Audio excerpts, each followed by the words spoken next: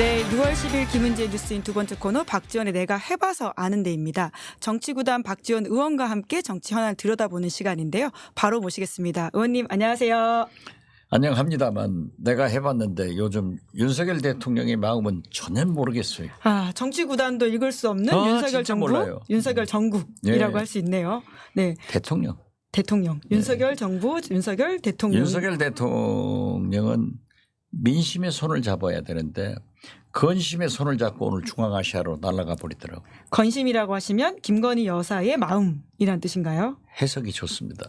아니 그럼 누구시죠? 그 건심이? 그게 맞아요. 예. 예. 아니 지금 반년 만에 대통령 부부가 해외 순방을 간다라는 사실로 많은 주목을 또 받기도 했는데 이야기하시기로는 이제 포토라인에 서야지 지금 거기 갈 때가 아니다 이런 지적을. 그렇죠. 예. 그것은 엄연히 윤석열 대통령이 김건희 여사의 손을 잡고 가실 게 아니라 김건희 여사는 가시는 건 좋아요. 서울중앙지검의 포토라인 서서 일단 수사를 받고 가야지. 또 거기에 소환을 받아야 될 행정관들을 몽땅 데리고 가버리는 것은 수사방해다. 수사방해다. 그렇죠. 네. 그리고 지금 돌아오면은 이원석 검찰총장의 임기가 9월 아니에요? 그렇죠. 그럼 7월 중에는 후임을 임명해야 청문회 하니까. 법사위원이시니까요. 법사위원. 예. 예. 그렇기 때문에 이제 수사할 시간을 안 만들어주는 거예요. 그럼 결국은 김건희 여사가 검찰 포토라인에 서지 않을 것이라고 보세요? 서야죠.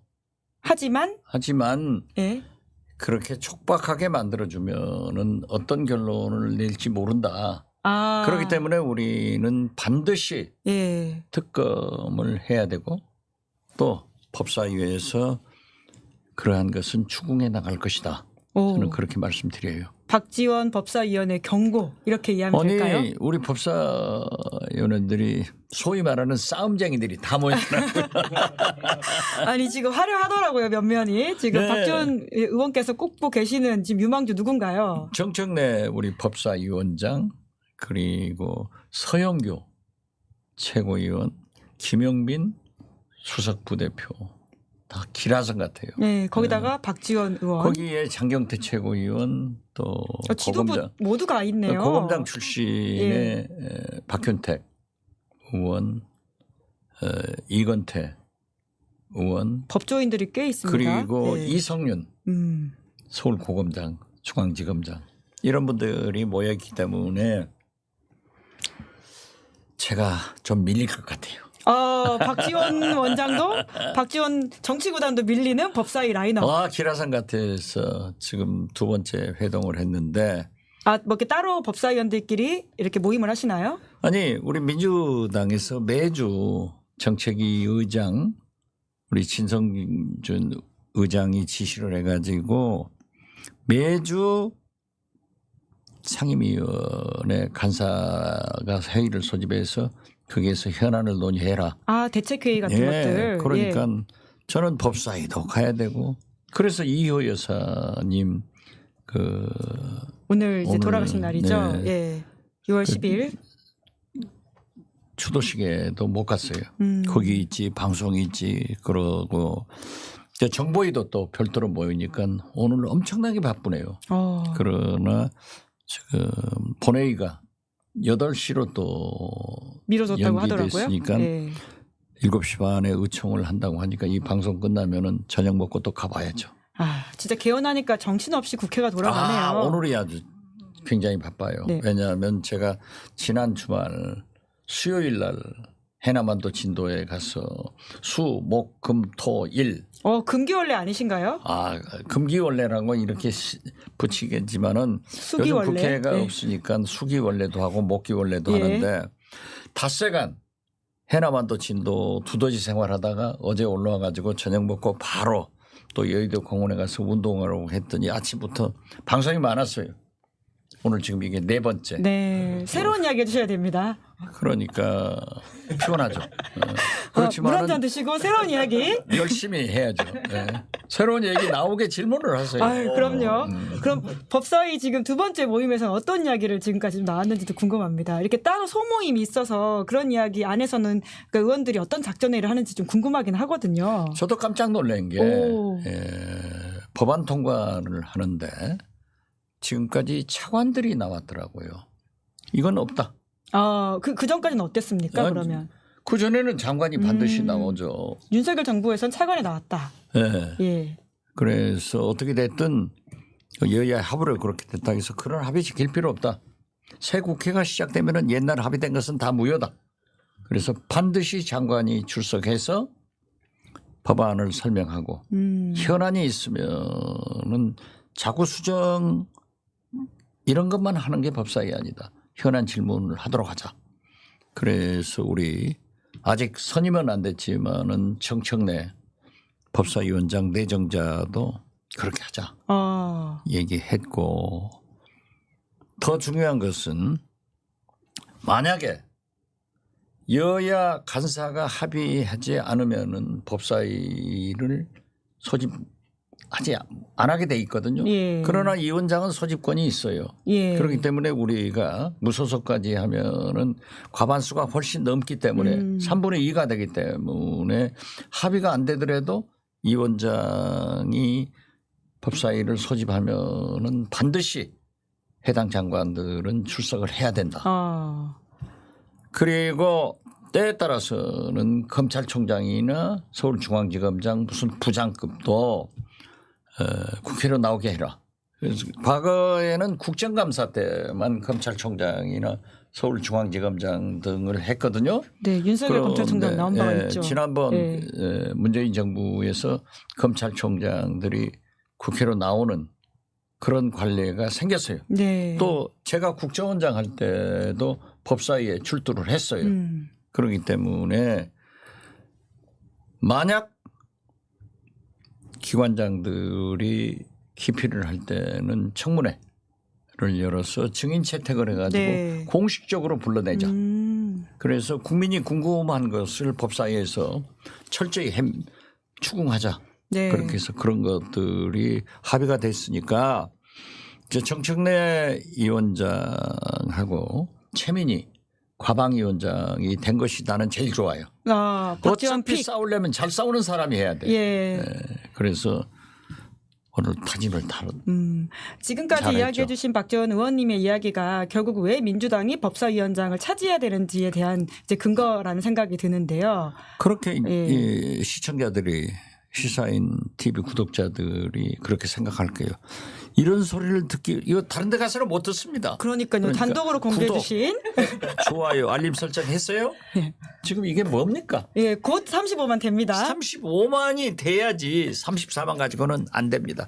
플리즈 부탁합니다. 이제 리젠트님이 박지원 의원님 최선을 다하는 모습이 아름답습니다. 화이팅 이렇게 글을 남겨주셨는데요. 저는 내가 스스로 자부를 하는데 300명 국회의원 중 저보다 더 부지런한 사람이 있으면 나와봐라. 이렇게 하는 거예요. 수기 원래, 목기 원래, 금기 원래 하면서 서울과 지역 일정을 모두 다 챙기고 계신다. 그렇죠. 열심히 하는 거죠. 아침에 김태현의 정치쇼 나가서는 다음 선거에서도 당선되려면 열심히 해야 된다 이런 말씀하시더라고요. 그렇죠. 벌써부터 다음 선거 걱정하는 박지원 원장님. 지금 후배 기분이 좋습니다. 다음에 당선될 일 생각하니까. 후배 정치인들도 정말 이 모습들 열정을 배워야 된다라는 생각이 드는데 그러면 이제 국회 본회의 이야기를 먼저 좀 당겨서 해보면 그런데 이제 국민의힘에서는 보이콧을 하고 있지 않습니까? 이건 옳지 않아요. 국민의힘에서 옳지 않다. 그렇죠. 또 지금 보면은 윤석열 정부에서 지난 국회에도 내내 그랬대요. 예산이나 법안 통과를 위해서 여당 의원들이 야당 의원들을 설득해야 되는데 민주당에서 하자고 해도 기피를 한대요. 그런데 이번 여야 원구성 협상도 하지 않고 있더라고요. 그래서 저는 그래도 정치라고 하는 것은 대화를 통해서 협상의 산물로 모든 것이 이루어지는데 이렇게 거부한다고 하면은 우리 민주당 192석을 안겨준 민주개혁 진보 세력들이 손잡고 국회를 이끌고 가야 된다. 그러니까 우원식 의장께서도 지금까지 기다렸기 때문에 오늘 본회의에서 11개 상임위원장 선거를 하겠다고 하는데 아직 여야 원내대표를 좀 설득하는 그런 시간이 아닌가 저는 그렇게 생각합니다. 네. 해야죠. 예. 원내대표만 3번 하셨잖아요. 특히나 예. 그때가 다 야당이셨던 걸로 제가 그렇죠. 기억을 하는데 예. 그러면 지금 이제 야당 원내대표는 어떻게 좀 대응해야 된다고 보십니까? 여당 원내대표는 정치는 민심을 따라가야 돼요. 국민이 왜 민주당한테 180석에 부족한 171석을 주었는가? 왜 민주진보 개혁 세력한테 200석이 안 되는 192석을 주었는가? 이것은 거듭 말씀드리지만은 민심은 윤석열 대통령, 이재명 대표가 공동 정권이다. 그렇기 때문에 공치를 해라, 협치를 해라 하는 건데 이게 안 되면은 192석을 안겨준 국민들에게 우리 안 됩니다 하고 있을 수는 없는 거 아니에요. 그렇기 때문에 원구성하고 제대로 하자. 그래서 제가 그러한 것을 예상해서 법사위가 만약에 여야 간사 합의가 안 됐다고 해서 안 열면 안 된다. 위원장이 소집해서 해나가자. 이런 거죠. 그러니까 해나갈 거예요. 네. 그럼 여당 원내대표한테 좀 조언을 해 주신다면요. 이런 협상에서 이렇게 해라. 여당 원내대표는 어차피 민심은 108석이에요. 야당은 192석이기 때문에 그러니까 민심에 걸맞는 의석수로 인해서 7석 상임위원장을 배분됐잖아요. 여기에 응해라. 지난 21대 국회에서도 응하지 않다가 18개 상임위원장을 다 민주당이 소위 독차지했단 말이에요. 속된 말로 독식을 했는데 그러다가 한 10개월 흘러가니까 당시 비서실장인 정진석 원내대표였는데 제가 그분한테도 저하고 가까우니까 야, 너 3선 되면은 국회의원들이 원내대표도 한번 하고 싶고 상임위원장도 한번 해야지. 지역구에 가서 뭐 하겠느냐. 너 절대 안 된다.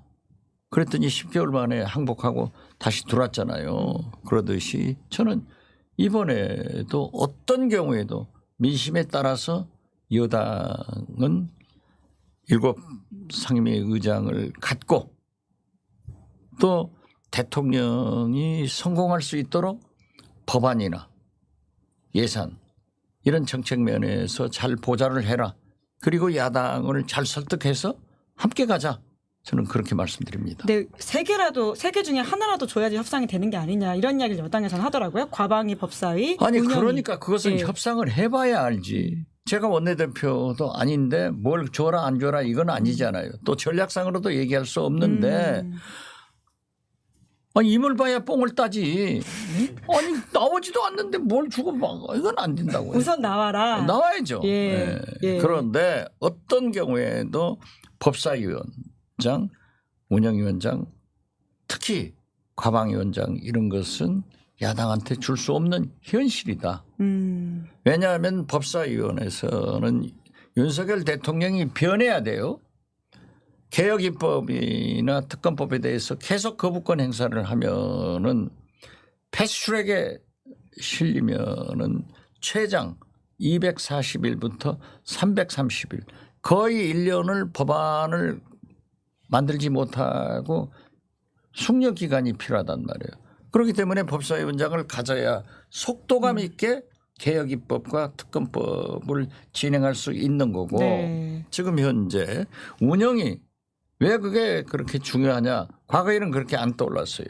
최상병 특검 여기는 지금 현재 윤석열 대통령이 깊숙하게 혐의가 있어요. 그러한 것 김건희 특검 이게 국민적으로 가장 의혹이 되는 건데 이런 것을 하기 위해서는 운영위에서 해나가야 된다. 이런 것과 함께 과방위 지금 보세요. 방송통신위원회가 협의기구인데 김홍일 방통위원장하고 대통령 추천 2사람 방통위원이 2사람이니까 협의한다 해가지고 다 하잖아요. 지금 방송을 엉망으로 만들려고 하잖아요. 유일하게 남아있는 MBC나 EBS 이런 걸 하려고 하니까 또 방심이 이게 문제 많지 않아요? 이러한 것을 즉 언론의 자유, 방송을 정상화하는 데는 과방위가 야당한테 있어야겠다. 이런 필요성 때문에 어떤 경우에도 우리가 내줄 수 없다 하는 거예요. 근데 여당 일각에서는 18개 그냥 다 민주당이 가져가게 하고 그런 식으로 해서 민심이 어떤 뭐라고 할까요? 다시 돌아오게 사람들이 화가 나가지고 이렇게 오히려 민주당을 떠날 것이다. 이렇게 그렇지는 않을 이야기하시는 거예요. 분들이 왜냐하면 계시던데. 국민들이 예. 윤석열 대통령이 변해야 대한민국이 성공할 수 있는데 윤석열 대통령이 변하지 않기 때문에 나라도 불행하고 나라가 망해요. 또 윤석열 김건희 부부도 아주 어려움에 처할 거다. 이게 민심 아니에요? 대통령이 변하도록 요구를 하는데 지난 2년 기자회견, 영수회담 겨우 2년 만에 공약 지켜서 기자들한테 김치찌개 계란말이는 해줬지만은 아무것도 없잖아요. 자, 좀 보세요. 김건희 여사가 지금 나갈 때가 됐냐고요. 그래서 이러한 것은 근본적으로 대통령이 변하지 않는다고 하면은 강대강으로 갈 수밖에 없다. 그런데 강대강 너무 심해요. 의대 정원도 강대강, 남북 관계도 강대강, 국회도 강대강 이러면 안 되죠. 네. 그래서 대통령이 변해야 국회가 변할 수 있다. 야당도 변할 수 있다. 이렇게 말씀드립니다. 네. 게다가 최근에 새로운 이슈가 또 나온 게 석유 파동 아닙니까? 지금 지난주에 저희가 박지원 의원님과 함께 다룬 이야기인데 그 사이에 더 새로운 보도들이 시사인 특종으로 많이 나왔습니다. 아, 그러더라고요. 저도 방송에서 많이 활용했어요. 네. 그때 소스 내가 밝히셨죠? 제가 그랬잖아요. 네, 시사인 보도에 따르면 석유야 나와라. 이게 굉장히 히트해서 이제 네, 화제가 방송에서 됐죠. 많이 네. 화제됐는데 시사인에 보니까는 액트 GEO가 텍사스 주법에 의해서 되지 않은 4년 동안 4년 세금을 동안 내지 않았다. 세금을 내지 법인 않았다. 자격 박탈됐다. 이런 것 예. 그리고 그 우드사이드. 우드사이드 예. 호주의 세계 굴지의 석유 탐사 회사가 이건 가망이 없다 하고 철수한 이런 사실들이 시사인에 보도돼서 저도 그걸 활용해 가지고 방송 많이 했어요. 그런데 이번 특종 잘했어요. 주한 기자가 또 새로운 기사를 준비하고 있습니다. 그런데 예. 제가 그건 좀 파봐야 되겠어요. 어떤 걸 좀 우리 파면 될까요? 국회에서도 얘기를 하는데 액트 GEO가 4년간 아무런 실적도 없고 법인이 정지됐잖아요. 텍사스 주법에 의거해서. 그런데 갑자기 60억이 작년에 외형이 들어와서 이제 다시 네, 법인을 실적이 살렸더라고요. 있다. 예. 그렇다고 하면은 그 60억이 어디에서 무슨 컨설턴트 어디에서 계약돼서 들어왔는가 저는 아직도 언론에서 하지 않지만은 석유공사나 우리나라 가스공사에서 계약을 했지 않는가 이렇게 합리적 의심을 하고 있어요. 이 문제를 좀 확인할 필요가 있다. 네. 저는 그렇게 봐요. 국회가 빨리 이제 국정조사나 이런 것들을 해야 된다 이런 목소리가 있더라고요. 당연하죠. 예, 예. 당연하죠. 이제 그런데 이제 여당에서는 야당이 정치적 목적을 가지고 트집을 잡고 있다 이렇게 논평을 내는데요. 그건 아니고요. 예. 저는요. 윤석열 대통령이 21%로 지지도가 떨어지고 70% 국민들이 반대를 부정평가. 하니까 예, 예. 부정평가를 하니까 이 너무 당황해가지고 몇 번 똥볼을 찼잖아요. 그런데 이번에는 유전 로또를 산 거예요. 로또인가요? 로또죠. 예. 로또는 꽝도 되고 나올 수도 있어요. 20% 확률이라고 하던데요. 예. 로또보다 높은 거 아닙니까? 아니 그러니까 어떻게 됐든 유전 로또를 사서 국민의 관심을 확 돌려놨는데 이것이 제가 자꾸 쓰는 말 있잖아요. 아무리 강력한 권력도 정치는 민심을 못 이기고 경제는 시장을 못 이긴다. 그런데 그 대통령께서 발표한 당일 우리나라 증시에서 관련 기업들 좀 올랐어요. 예, 불기둥 탔다 이렇게 보도 나오더라고요. 그런데 그 다음 날 확 떨어져 버렸어요. 게다가 아브레우 기자회견 후에 톡 떨어졌다. 딱 떨어졌죠. 예. 그리고 140억 배럴이 것들이 매장돼서 발견됐다 하면은요. 뉴욕 증시도 출렁거려야 되는 거예요. 뉴욕 증시까지 그렇죠. 출렁거릴 만한 소식이다. 뉴욕 증시 그게 얼마나 큰 거예요? 그런데 전혀 미동도 안 하고 지금 현재도 안 하고 있더라고요. 이런 거 보면은 시장이 참 무섭다. 시장이 과학이에요. 예. 민심이 과학이고 저는 그렇게 보는데 이것도 그렇게 정략적으로 한 것 아닌가 했는데 지금 보십시오. 우리가 종이, 쌀, 달러 보내고 북한에서 오물 이거 돌려받는단 말이에요.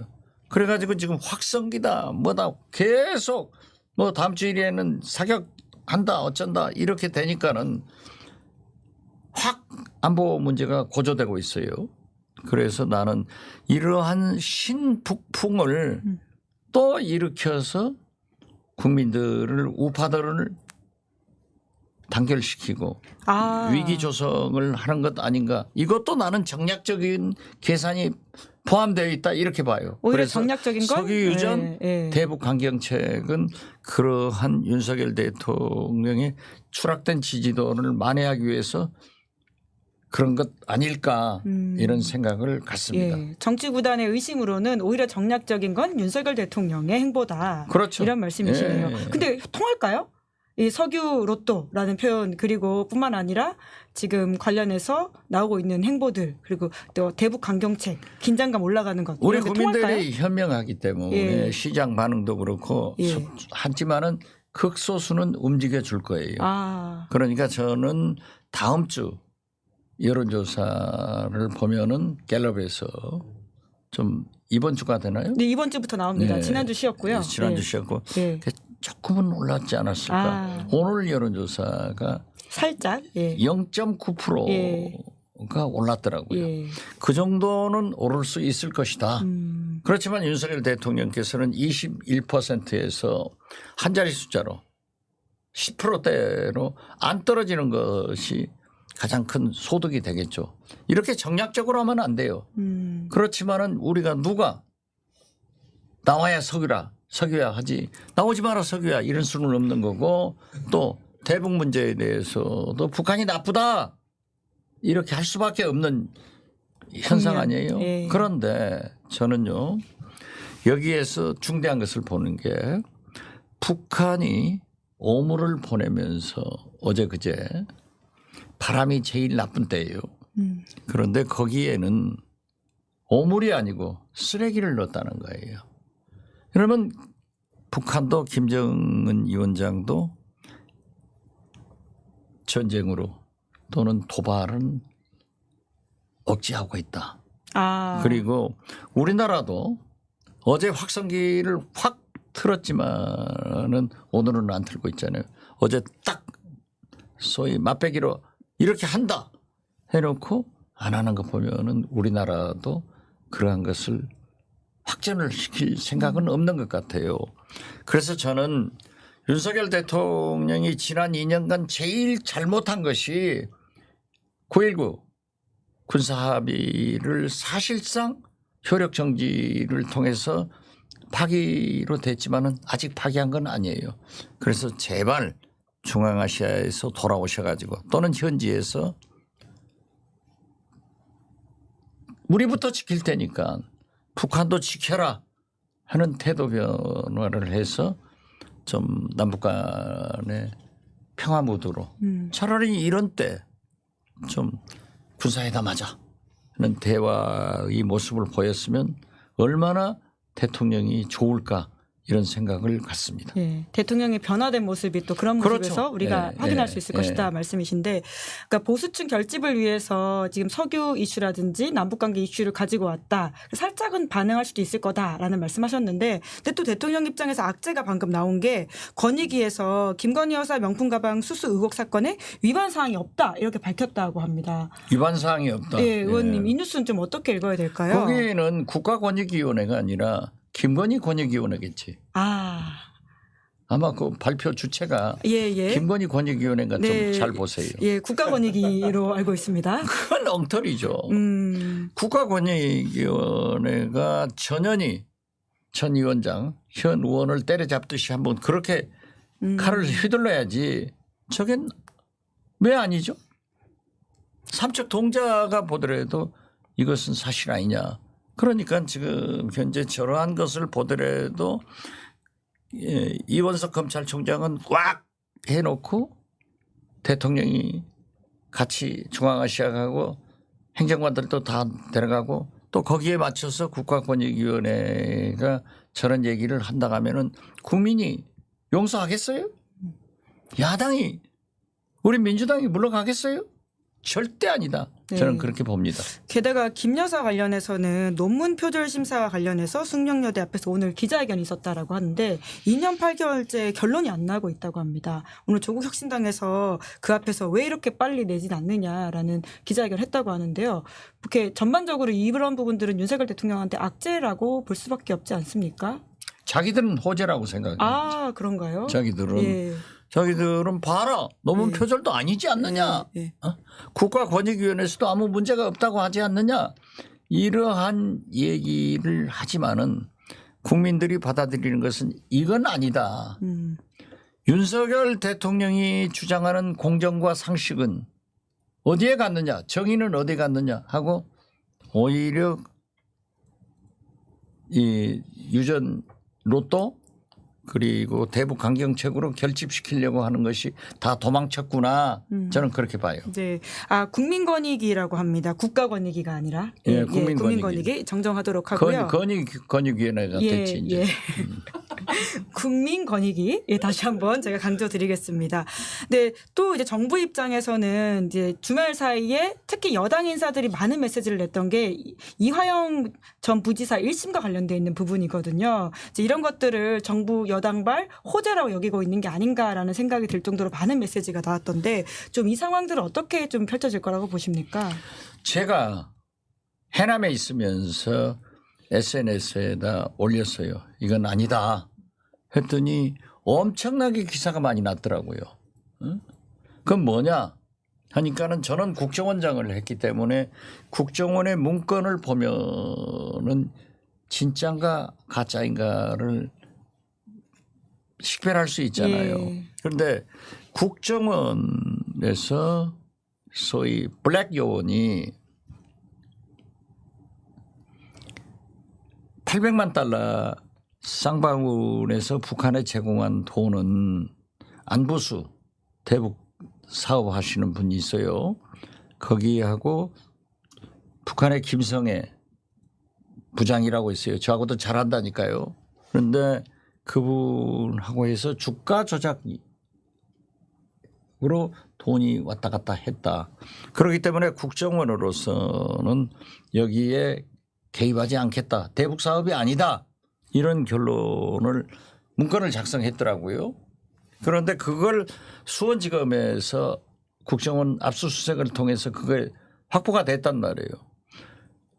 거기에 500만 달러는 뭐 스마트폰, 300만 달러는 주가 조작 이런 것으로 명기돼 있지만은 이재명이란 말이 이자도 안 나와요. 제자도 안 나와요. 그런데 그렇다 하면은 그것은 제일 정확한 증거 아니에요? 증거로 수사를 해야 되고 증거로 재판을 해야 되는데 이 증거를 채택하지 않고 어떻게 이화영 부지사가 유죄가 됐느냐. 내가 볼 때는 항소심에서 무죄로 나는 확신한다. 증거가 있기 때문에 그랬더니 그렇게 기사가 많이 났어요. 그게 틀리면은 안 나겠죠. 그랬더니 뭐 검찰에서 이러쿵저러쿵 했던데 네. 어떻게 됐든 제가 볼 때는 그러한 확실한 증거를 왜 검찰에서는 배척했으며 사법부에서는 배척했는가. 항소심에서 그러한 것이 되면은 저는 이화영 부지사는 무죄고 무죄가 되건 안 되건 이재명 대표하고는 연결이 되지도 않는다. 이렇게 말씀을 드리고요. 하나 중요한 것은 이재명 대표가 김성태 쌍방울 회장을 아느냐. 이게 회자가 됐잖아요. 제가 김성태 회장을 알아요. 또 그 내가 해봐서 아는데. 저 알아요. 우리 호남 사람이니까. 그리고 거기하고 아주 가까운 갓머더. 갓파더가 아니고 갓마더도 있다. 이제 양어머니 예. 같이 그런 관계가 있는 분이 잘 알아요. 예. 그래서 제가 물어봤어요. 사안의 전모를 좀 물어보셨다는 말씀이시죠? 저 이재명 대표가 김성태 회장을 한 번도 안 만났다는데 잘 아는가 한번 물어보라고. 그랬더니 김성태 회장도 한 번도 안 봤다. 단 술자리에서 전화를 한 번 통화를 한 기억이 있다. 이제 우리가 정치권에서도 저도 그래요. 저녁에부터 술 하다가 막 바꿔주고 어쩌고 하면 예 그러냐고 그런단 말이에요. 그래서 보지도 않고 만나지도 않고 국정원 자료에도 800만 달러면 우리나라 돈으로 100억이에요. 이 큰 돈을 누가 줬겠느냐. 그래서 저는 이화영 예, 전 부지사. 전 부지사는 그 문제만은 무죄다. 이렇게 확신하고 있고 더욱이 이재명 대표하고는 연결이 안 된다 하는 것을 말씀드립니다. 네. 근데 물론 검찰이 아까 이제 이러쿵저러쿵 이야기했다 말씀하셨는데 검찰 입장은 이제 해당 문건이 좀 치사 편집되어 있기 때문에 좀 정확하지 않다 이런 식의 반박을 하고 있는 것으로 그렇죠. 알고 있긴 합니다. 네. 관련된 거기에 나와 내용들은 있어요. 그런데 네. 관련된 내용들은 이제 계속 좀 쟁점이 될 것이니까 팔로우하도록 하고요. 그런데 이재명 대표에서 이제 사법 리스크가 올라갔다라는 식의 주장을 하면서 한동훈 전 비대위원장 같은 분들이 이제 헌법 84조를 언급하기도 하더라고요.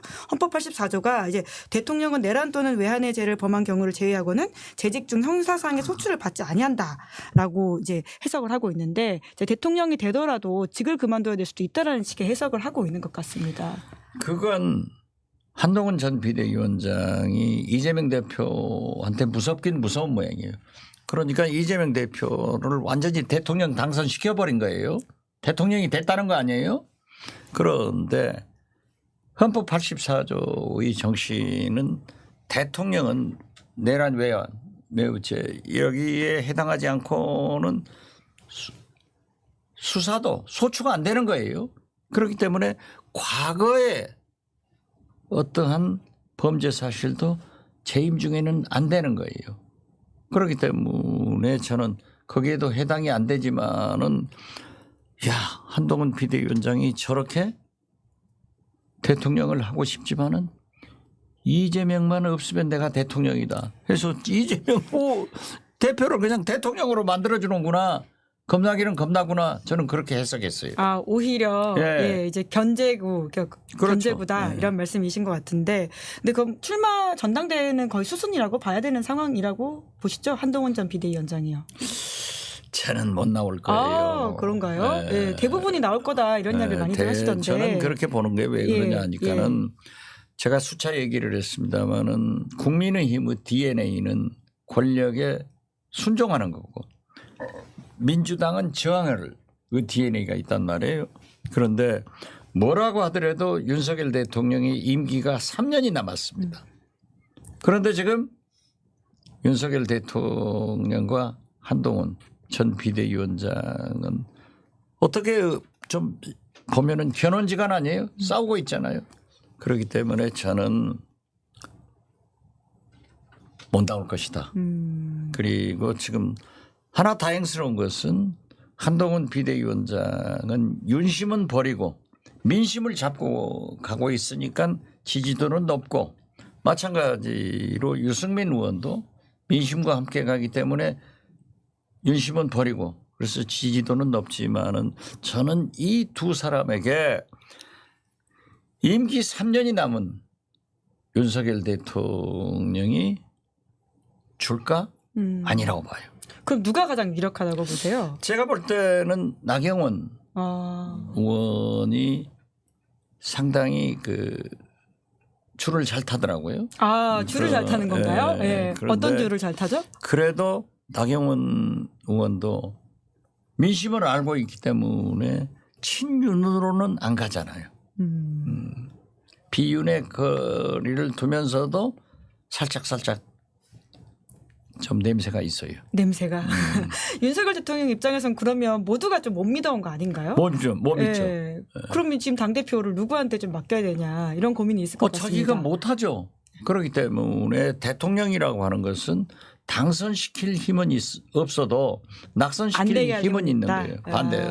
예. 그렇기 때문에 저는 그래도 3년 남은 대통령의 파워가 낙선시킬 수 있기 때문에 저는 한동훈 전 비대위원장이 못 나올 거다. 예. 오늘 60항쟁 기념식에 이재호 위원장이 네. 초청을 해서 꼭 저도 가려고 했지만은 오늘 이호 여사님 추모식에도 국회 사정 때문에 못 갔는데요. 이재호 위원장이 좋은 얘기를 했더라고요. 한동훈이 만약 내 동생이라면 나오지 마라 하겠다 하고 김종인 전 비대위원장도 1년만 참아라. 나오지 마라. 예. 이것은 왜 그러냐 하면은 지금까지 아직까지 윤석열 대통령이 레임 덕에 진입은 돼 있지만은 힘이 있다. 그러니까 대통령이 반대하면 너는 안 된다. 그런데 한동훈 비대위원장이 잘 알아들을 거예요. 아, 잘 알아들을 저는 것이다. 그렇게 봐요. 네, 그분도 이제 검찰에 있으면서 권력의 속성을 많이 보았고 또 지금까지 얼마나 자기가 대통령의 파워에서 밀려받는가 이거 실감했기 때문에 예. 모르면 골로 가는 거지 뭐. 황우여 비대위원장이랑 같이 일해 보셨잖아요. 근데 지금 2인 이제 대표 체제를 이야기하는 건 왜 그렇다고 보세요? 그야 이제 뭐 황우여 비대위원장이 한동훈은 도저히 대선은 안 되는데 만약에 부대표를 해놓으면 견제가 될 수 있으니까 그런 거 한다고 했는데 안 한다고 했더라고요. 예, 그래도 반발이 심해가지고. 예. 예. 네, 결과적으로는 이 견제구를 던질 수 있는 많은 사람들이 뽑힐 수 있을까 이런 의문들이 국민의힘 안에서도 있더라고요. 그것은 거듭 네. 말씀드리지만은 국민의힘의 미래를 위해서는 윤심을 버리고 민심을 잡고 가는 사람들이 돼야 되지만은 권력의 속성상 윤석열 대통령의 성격상 그것을 용납하지 못한다. 그렇기 때문에 결국 민주당 같으면 저항을 하는데 저항할 힘도 없기 때문에 스스로 포기할 것이다. 저는 그렇게 봐요. 네. 그럼 끝으로 민주당 이야기를 좀 해볼까요? 민주당 얘기 민주당 소속이신데요. 네. 오늘 최고위가 의결한 사안이 있지 않습니까? 당원 당규 개정과 관련해 가지고는 박 전 의원님도 좀 우려의 목소리를 내주셨던 것으로 제가 기억을 하고 있는데 저는 이재명 대표밖에 대안이 없어요. 그리고 거듭 말씀드리지만은 지난 총선에서 국민이 재신임을 했잖아요. 압도적으로 승리를 시켜줬잖아요. 그리고 민주당의 절체절명의 일은 정권 교체를 통해서 이재명 대표가 대통령 되는 길이에요. 그것을 제가 맨 먼저 연임도 터주고 했는데 후퇴요. 그러한 소위 중도층이나 권리당원이 250명이라 250만 많죠. 전체 당원 아닙니까? 권리당원이 250은 아니고. 전체 당원은 전체 거의 당원? 500만 된대요. 많지만은 그보다 더 많은 것이 국민이에요. 그러니까 민심, 국민을 가지고 가야 되는데 왜 저렇게 위인설관식으로 소탐대실하는 그런 것을 개정할까. 이재명 대표도 반대 의사를 표명했으니까 최고위에서 의결됐다 하더라도 당무회의나 의원총회에서도 한번 논의한다고 그랬거든요. 네. 어떻게 될지는 모르겠어요.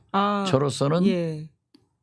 좀 안 했으면 좋겠다 하는 생각을 했습니다. 정치 구단이 가지는 정치 구력으로서 하는 또 충언이라는 생각이 드는데. 다 우리 중진들은 다 반대해요. 예, 지난번에도 그때 이제 식사 자리에서 나왔던 이야기를 잠깐 전해주셨던 것으로 기억하고 있습니다. 그런데 이제 김영진 의원 같은 경우에는 좀 공개적으로 목소리를 내시기도 했잖아요. 그렇죠. 네, 레드 팀이 근데 좀 역할을 잘 할 수 있는 상황이냐에 대한 의문도 있으신 것 같습니다. 글쎄요. 그것은 저는 김영진 의원이 훌륭한 얘기를 했는데 저도 이제 그런 생각이에요. 그러니까 원만하게 얘기하지만은 그래도 아직 시간이 있으니까 잘 결정되겠죠. 그렇지만은 저는 민주당 당원이에요.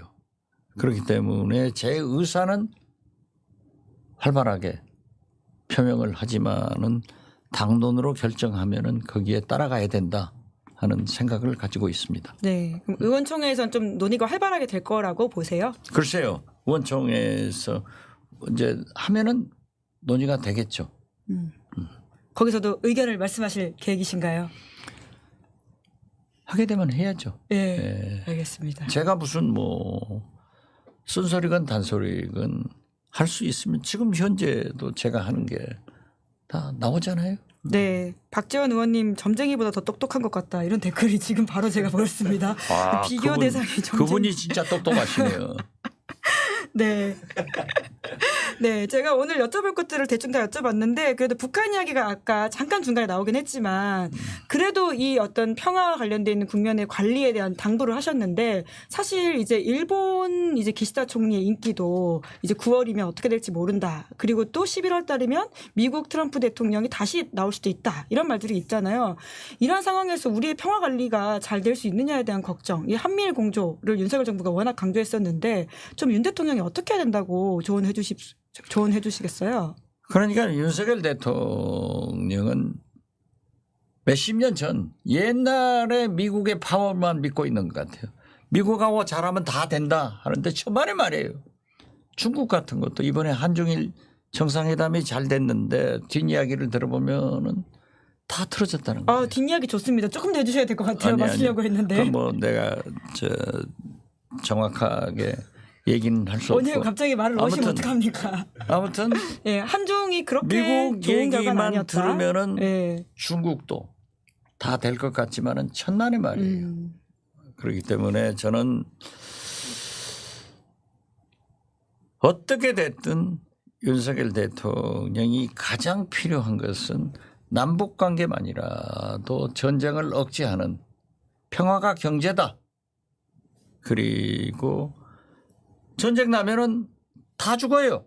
누구만 살고 누구는 죽고 이게 아니기 때문에 저는 마치 북한도 오물 대신에 쓰레기를 보낸 거 보면은 확전을 안 하고 싶고 우리도 대북 방송을 어제만 하고 오후에는 안 하고 오늘 또 안 하잖아요. 자제하고 있다. 네, 예. 이런 것을 살려서 좀 차라리 대화로 과거에 제가 국정원장을 할 때는 하트라인이 있으니까 이런 일 있으면 다 전화로 연락하고 문건으로 왔다 갔다 했어요. 그런데 지금은 다 끊겨버렸으니까 차라리 이러한 때 윤석열 대통령께서 군사회담이라도 제안을 해서 판문점에서 만나가지고 선이 이어질 수 있도록 대화가 될 수 있도록 이런 정책으로 나가주시고 9.19 군사합의는 완전히 파기 선언이 아니기 때문에 북한이 지켜라 우리도 지키겠다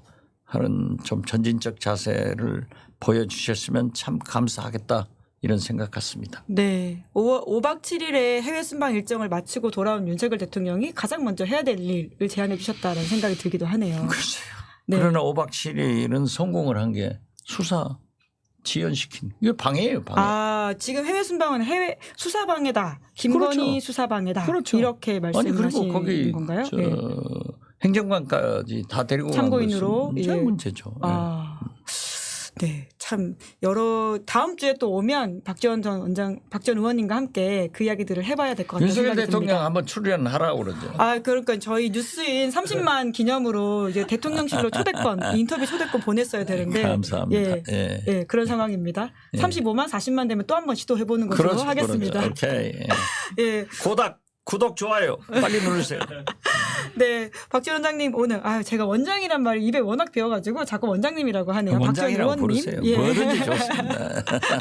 네, 예, 바쁘신 와중에도 또 이렇게 시간 내주셨는데요. 또 끝나고 바로 국회로 돌아가셔가지고는 또 본회의 참석하셔야 된다고 합니다. 오늘 일정도 열릴지 안 열릴지 모르지만은 7시 반에 의원총회가 있고 8시에 예정돼 있으니까 또 국회로 가야죠. 잘못하면 다음 공천 못 받아요. 열심히 해야 된다. 열심히 해야지. 자, 정치 구단도 이렇게 열심히 하시면서 의정 활동에 임하신다라는 말씀을 드리면서요. 오늘은 보내드리도록 하겠습니다. 박지원 의원님 고맙습니다. 네, 감사합니다. 네, 김은지의 뉴스인 6월 10일 준비한 방송 여기까지고요. 저는 내일 오후 5시에 박성태, 장성철 두 분과 함께 돌아오겠습니다. 오늘 방송 재밌게 보셨다면 구독, 좋아요, 알림 설정 부탁드리겠습니다. 고맙습니다.